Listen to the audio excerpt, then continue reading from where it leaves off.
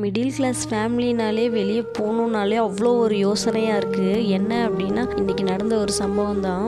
நாங்கள் வெளியே போகணுன்னு பிளான் பண்ணலை. திடீர்னு சரி மூவிக்கு போகலாம், வணங்கான் மூவிக்கு போகணுன்னு ரொம்ப நாளாக நான் சொல்லிட்டு இருந்தேன். அதனால் சரி மூவிக்கு போகலாம் அப்படின்னு சொல்லிட்டு என் ஹஸ்பண்ட் சொன்னாங்க.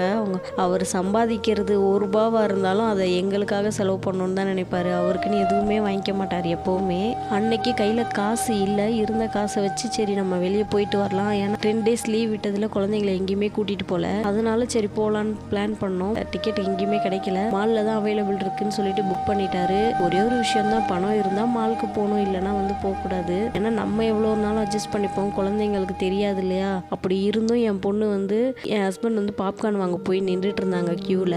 பாப்கார்னே மீடியம் சைஸே ₹370 சொல்லிட்டாங்க. நாங்கள் படத்துக்கே டிக்கெட்டே அதிகமாகிடுச்சு, இதில் இது வேறு அப்படின்னு சொல்லிட்டு சரி பாப்கார்னாவது வாங்கி கொடுக்கலாம் குழந்தைங்களுக்கு அப்படின்னு சொல்லிட்டு வாங்க போனார்.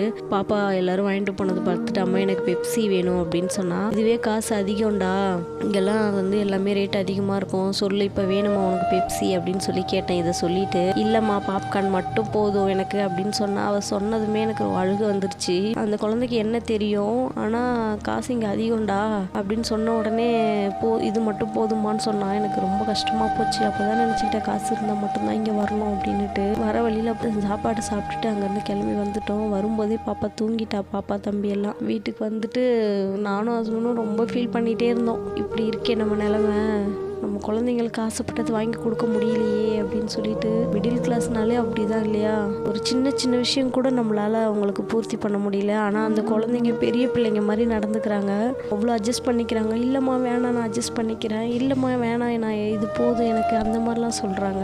இத்தனைக்கும் என் பொண்ணு பெரிய பொண்ணுலாம் கிடையாது, யூகேஜி தான் படிக்கிறா.